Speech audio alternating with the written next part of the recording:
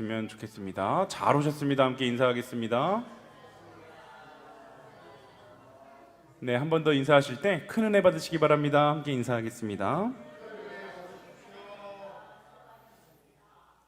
네, 오늘 이 시간 주님을 예배하시는 모든 일신교회 성도님들에게 하나님께서 부어주시는 놀라운 은혜와 또 풍성한 지혜가 가득 넘치시기를 간절히 소망합니다.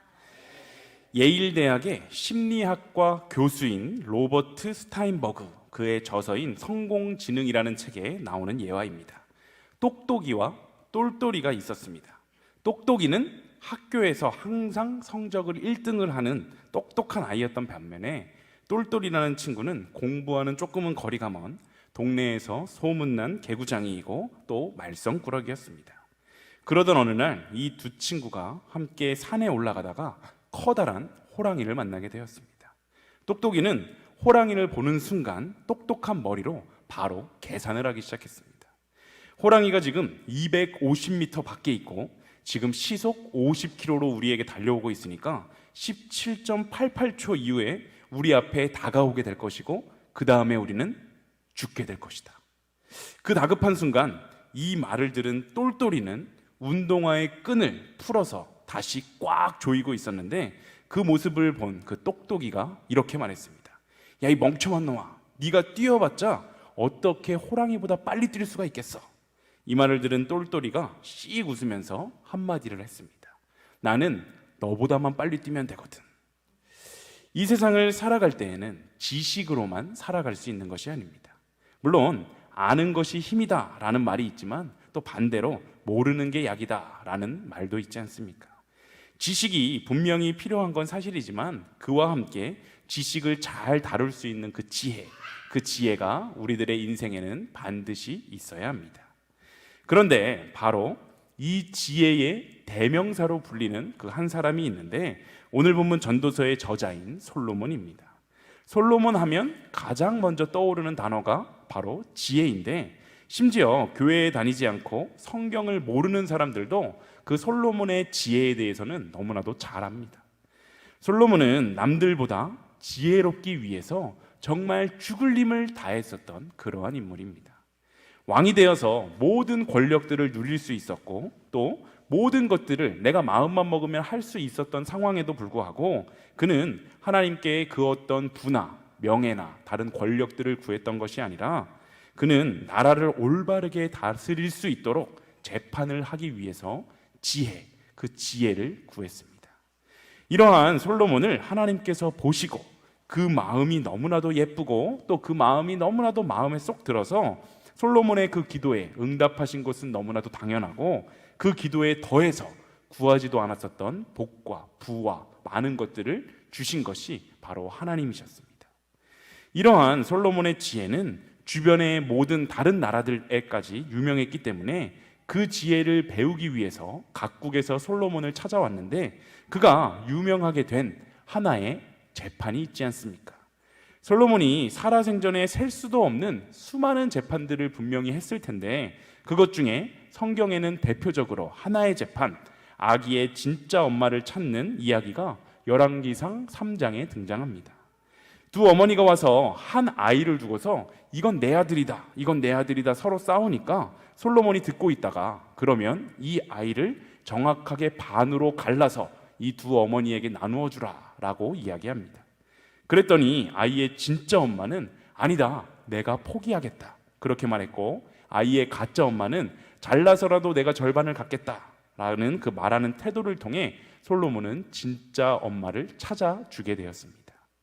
이러한 놀라운 지혜는 세계 열방에 너무나도 당연하게 소문이 나게 됐고 또 그 지혜를 배우기 위해서 스바의 여왕도 찾아오고 또 각국에서 솔로몬을 한번 만나보는 것이 소원이 될 정도로 그렇게 유명 인사가 된 것이 바로 솔로몬이었습니다.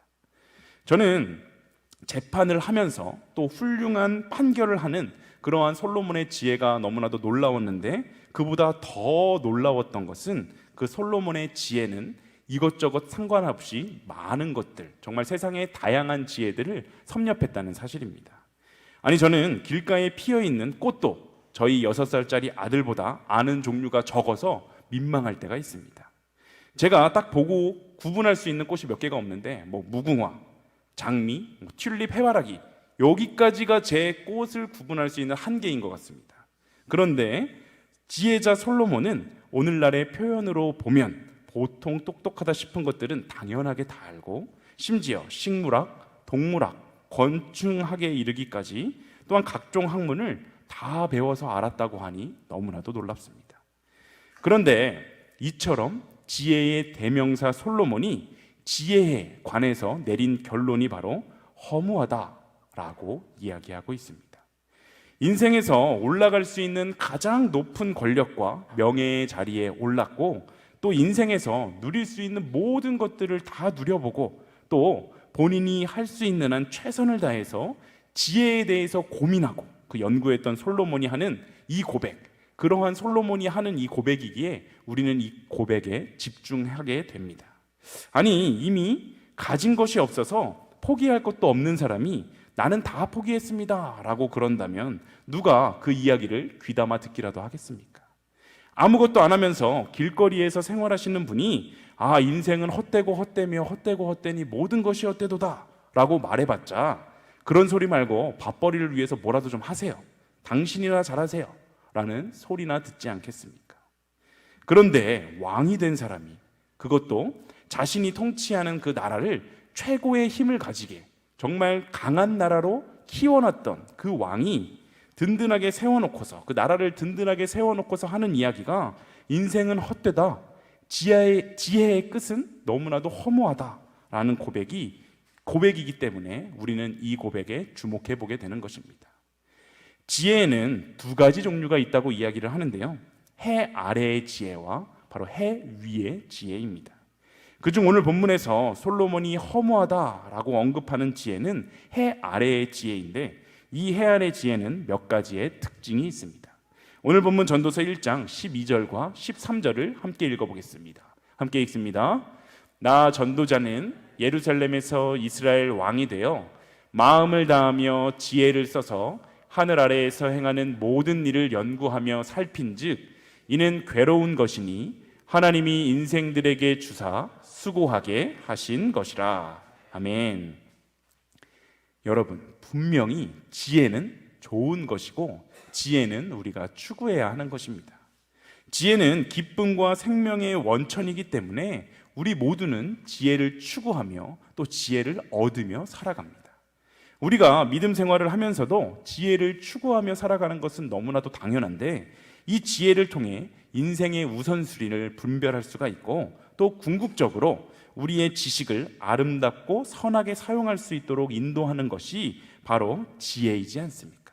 그런데 그럼에도 불구하고 솔로몬은 이 지혜마저도, 이 지혜를 추구하는 욕구마저도, 지혜를 얻기 위해 집착하는 그 마음마저도 인생을 괴롭게 하고 또 수고롭게 한다고 이야기합니다. 도대체 왜 이런 일이 발생하게 되는 것일까요?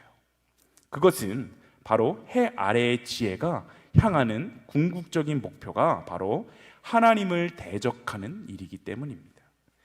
하나님을 너무나도 사랑했고, 또 그렇게 하나님을 사랑했었던 그 솔로몬을 하나님께서도 너무나도 사랑하셨는데, 솔로몬은 해 아래의 지혜를 연구하고 또 자세히 살펴보면서 그 지혜가 향하는 방향, 그 방향이 너무나도 위험하다라는 사실을 깨닫게 되었습니다. 칼은 우리의 생활을 편리하게 해주는 도구이기 때문에 그 자체가 평소에 무서운 것이 되지는 않습니다만, 그 칼의 끝이 나를 향하게 될 때 그 칼은 아주 무서운 도구가 되고 우리의 생명까지도 위협할 수 있는 도구가 되듯이, 마찬가지로 솔로몬이 탐구한 그 지혜가 가리키는 것이 결국 하나님을 대적하는 방향으로 나아간다는 그 사실을 솔로몬이 깨닫게 되었을 때 그의 마음은 심히 괴롭고 심히 번뇌하게 되었습니다. 해 아래 지혜가 인간들의 욕심에 의해서 결국 하나님을 대적하게 된다는 것, 이것은 성경의 각 곳을 통해서 이미 증명된 사실입니다. 먼저 창세기 3장 6절을 함께 보겠습니다. 창세기 3장 6절입니다. 여자가 그 나무를 본즉 먹음직도 하고 보암직도 하고 지혜롭게 할 만큼 탐스럽기도 한 나무인지라. 여자가 그 열매를 따먹고 자기와 함께 있는 남편에게도 주매 그도 먹은지라. 선악과를 보았을 때 먹음직도 하고 보암직도 하고 또 지혜롭게 할 만큼 탐스럽기도 했다라고 말합니다. 즉 아담과 하와가 에덴 동산에서 선악과를 따먹게 된 이유가 지혜로워지기 위해서였다는 것을 우리는 알 수 있습니다. 이 지혜를 얻게 되면 그들의 눈이 밝아져서 하나님과 같이 되어서 선악을 알게 된다. 즉 하나님처럼 된다고 생각을 했었기 때문에 아담과 하와는 하나님께서 금지하셨던 그 선악을 알게 하는 나무의 열매를 결국 따서 먹게 되었습니다.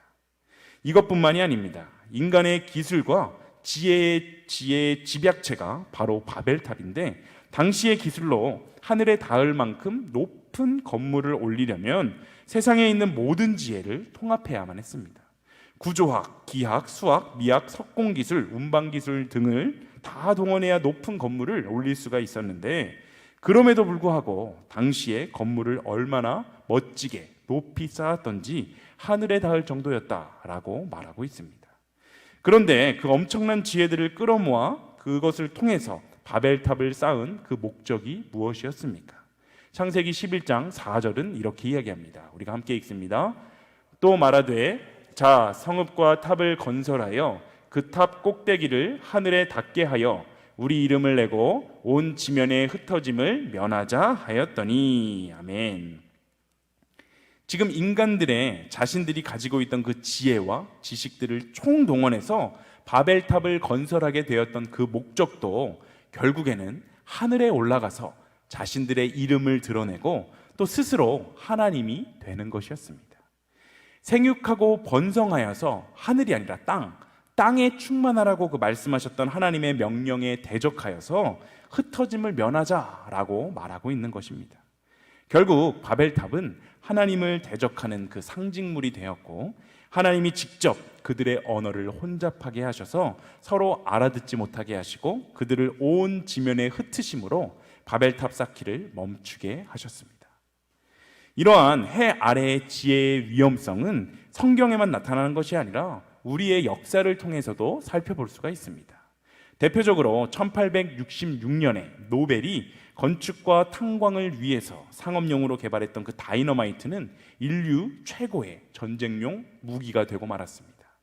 또한 아인슈타인의 상대성 이론은 이 인류 최고의 공식이고 또 발견이다라고 인정받는 것임에도 불구하고 결국에는 핵무기를 개발하는 데 기초를 제공하게 되었습니다. 성경의 바벨탑이 인간의 온 지혜와 그 지식이 집결된 그 집약체였다면, 오늘날 인간의 지식이 가장 집결된 분야는 전쟁 무기일 정도로 인간의 뛰어난 지혜가 결국 서로를 파괴하고 죽이는 데 사용되는 것을 우리는 알 수 있습니다. 이렇듯 솔로몬은 지혜가 쌓이면 쌓일수록 인간 지혜의 끝은 하나님처럼 되기를 바라는 것이고, 또 그 행하는 모든 일이 하나님을 대적하는 것임을 알게 되었기 때문에 그는 이 지혜의 위험성을 깨닫고 괴로워했습니다.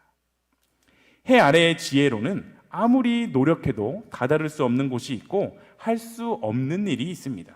오늘 본문 전도서 1장 14절과 15절을 우리가 함께 읽어보겠습니다. 함께 읽습니다. 내가 해 아래에서 행하는 모든 일을 보았노라. 보라, 모두 다 헛되어 바람을 잡으려는 것이로다. 구부러진 것도 곧게 할 수 없고 모자란 것도 셀 수 없도다. 아멘. 솔로몬이, 그 똑똑한 솔로몬이, 하나님께서 지혜를 마음껏 부어주셨던 그 솔로몬이 결국 지혜를 탐구하면서 알게 된 그 해 아래의 지혜의 세 가지의 한계는 바로 바람을 잡는 것과 같고, 또 구부러진 것도 펴지 못하고 모자란 것도 셀 수 없다입니다. 젊어서 열심히 쌓았던 지식도 또 지혜도 부도 명예도 또 말년에 가보면 헛것처럼 느껴진다는 것입니다. 우리 어르신들이 하시는 말씀을 들어보면 살아보니까 결국 다 그게 그거고 그놈이 그놈이더라 라는 말씀들을 하십니다. 이런 말이 있습니다. 50이 넘으면 이쁘나 안 이쁘나 그게 그거고, 60이 넘으면 배우나 안 배우나 그게 그거고, 70이 넘으면 돈이 있으나 없으나 그게 그거고, 80이 넘으면 눈을 뜨나 안 뜨나 그게 그거다 라는 말도 있지 않습니까? 결국 해 아래에서 행해지는 모든 것들은 구부러진 것 하나 펼 수가 없고 또 모자란 것도 셀 수 없는 부질없는 행동일 뿐입니다. 우리 주위를 둘러보면 참 구부러진 사람들도 참 많고 또 모자란 사람들도 참 많이 눈에 보입니다. 그래서 우리가 그것을 선한 마음으로 그러한 사람들을 도와주려고 우리가 참 많이 무던히도 애를 쓰지만, 그건 아무리 내가 지혜롭고 지식이 많고 또 권력이 많고 돈이 많아도 사람의 힘으로 펴고 채울 수가 없음을 우리는 깨닫게 됩니다. 남편들 중에는 정치, 경제, 사회 등 세상 돌아가는 원리를 다 섭렵해 놓고도 같이 사는 아내의 마음 하나 모르는 분들이 참 많습니다. 세상의 지식을 다 섭렵해 놓고도 사춘기 자녀의 마음 하나 헤아리지를 못해서 그 가정이 너무나도 지옥과 같이 어렵게 살고 있는 가정들을 너무나도 많이 보게 됩니다. 세상에 수많은 지식을 소유했다고 하더라도 정작 가족들 마음 헤아려 줄 줄 모르는 게 바로 우리들의 현실이지 않습니까? 바로 이것이 솔로몬이 인생의 막바지에서 얻게 된 결론입니다. 내가 할 수 있는 일이 없구나. 내가 할 줄 아는 게, 할 수 있는 게 너무나도 많다고 생각했는데 결국 내 힘으로 할 수 있는 것은 하나도 없구나 라는 것이 바로 그가 내린 결론이었습니다. 그는 막강한 권력과 막강한 부를 가지고 있었기 때문에 모든 일을 할 수가 있었고 또 모든 일을 판단할 수가 있었고 또 모든 일을 재판할 수가 있었고 모든 일을 누구보다도 탁월하게 할 수 있는 그런 믿음을 가지고 있었던 사람이었고 실제로 그러한 일들을 행하며 살았었던 사람이었습니다. 하지만 그가 인생의 말년에 내린 결론은 그것들조차도 모두 다 뜬구름 잡는 것과 같다라는 것입니다. 그는 어쩌면 하나님의 지혜를 추구하면서 승승장구하는 삶을 살아가다가 시간이 지나면 지날수록 인간의 지혜를 추구했었던 그러한 인물입니다. 그래서 그는 점점 자기 자신의 안위를 하나님께 내어 맡기기보다 훌륭한 제도와 강력한 국력, 또 강력한 군사력을 통해서 왕국을 치장하기 시작했고 왕국의 기초를 자신의 힘과 지혜로 더 강화하기 위해서 죽을 힘을 다했었던 그러한 사람입니다. 열왕기상 11장에 보면 그는 후궁이 700여 명 그리고 첩이 300명이었다라고 하는데 외교적인 그 관계를 수립한다는 명분으로 인근 국가와 그 통혼 정책을 펼쳐서 국가적 안보를 더욱 튼튼히 하려고 이렇게 많은 여자들과 결혼하게 되었었지만 결국 그것은 인간의 지혜였습니다. 그가 지혜롭게 선택하고 또 지혜롭게 결정했다고 믿었던 것들이 나중에 시간이 흐르고 보니까 그게 다 자신을 하나님과 멀어지게 만드는 일이었음을 그는 깨닫게 되었습니다. 결국 그로 인해 솔로몬은 이방의 신들을 따르는 범죄를 저지르게 되고 하나님 앞에 온전하지 못한 자로 이야기 듣게 됩니다. 결국 그는 오늘 본문 18절에 이렇게 이야기하는데요. 우리가 함께 18절을 읽어보겠습니다. 함께 읽습니다. 지혜가 많으면 번뇌도 많으니 지식을 더하는 자는 근심을 더하느니라. 아멘. 계속해서 반복해서 말하고 있죠. 솔로몬은 수차례, 정말 끊임없이 수차례 반복적으로 해 아래의 그 모든 것들의 덧없음과 무의미함을 드러내면서 이제는 인간이 추구할 수 있는 그 최상의 가치인 지혜까지도 허무하다고 말하면서 해 아래에 사는 모든 인생의 수고와 노력이 모두가 허탄한 것뿐임을 이야기합니다. 세상의 지혜는 아무리 쌓아도 만족이 없습니다. 이것을 알고 나면 우리는 또 저것을 알고 싶게 되고 또 저것을 알면 또 다른 어떤 것들을 알고 싶어서 추구하게 됩니다. 땅을 연구하고 나면 또 하늘이 알고 싶어지고 또 하늘을 알게 되면 또 하늘에 나는 새들을 알고 싶어지고 또 하늘을 나는 그 새들을 알게 되면 땅들의 동물도 알고 싶은 것이 바로 이 세상의 지혜입니다. 반면 하늘의 지혜, 하나님의 지혜는 경험하는 족족 우리가 해가라는 경험을 할 수 있습니다. 예수님은 우리에게 내게로 와서 생수를 마셔라 라고 말씀하시는데 예수님께로 가서 예수님을 맛보는 자들은 영혼까지도 시원해지고 다시는 목마름이 없어지게 됩니다. 분명 우리에게는 만 개의 지식, 수만 개의 수천 개의 지식들이 필요하긴 하지만 진짜 우리에게 필요한 것은 하나님을 아는 그 하나의 지식입니다. 하나님을 아는 눈, 그 눈만 제대로 가질 수 있다면 그 하나의 눈을 통해서 우리는 수천 개의 여러 가지의 그 지식과 지혜들을 얻을 수가 있게 되기 때문입니다. 낭독의 발견이라는 TV 프로그램에서 원재훈 시인이 이러한 말을 했습니다. 작년 가을에 잠자리 한 마리가 사무실에 날아왔습니다. 사무실에는 9개의 창문이 있습니다. 그런데 잠자리가 나가지를 못하는 것입니다. 잠자리는 아시다시피 겹눈, 혼눈 합해서 10,000개가 넘는 눈을 가지고 있습니다. 그런데 그 10,000개의 눈이 하나도 필요가 없었습니다.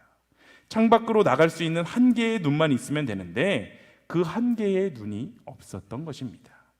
그것을 보고 생각했습니다. 난 지금 10,000개의 눈을 가지고 있는 것이 아닌가? 1개의 눈이 필요한데. 10,000개의 지식이 있어도 결정적인 한 가지의 지식이 없어서 무너지는 것이 인생입니다. 밖으로 나가는 길을 찾아내는 결정적인 1개의 눈이 있습니다. 그것은 바로 하나님을 아는 지식입니다. 솔로몬이 쓴 또 다른 책인 잠언 9장 10절에 보면 솔로몬은 이렇게 이야기합니다. 우리가 잠언 9장 10절을 함께 읽어보겠습니다. 함께 읽습니다. 여호와를 경외하는 것이 지혜의 근본이요 거룩한 자를 아는 것이 명철이니라. 아멘. 진정한 지혜 중에 지혜는 아무리 이 땅에서 그것을 찾으려고 해도 결코 존재하지 않고 하늘 위에 존재한다는 것. 비로소 이 진리를 깨닫고 솔로몬은 인간이 누릴 수 있는, 인간이 얻을 수 있는 최고의 지혜가 무엇인지를 고백하게 됩니다.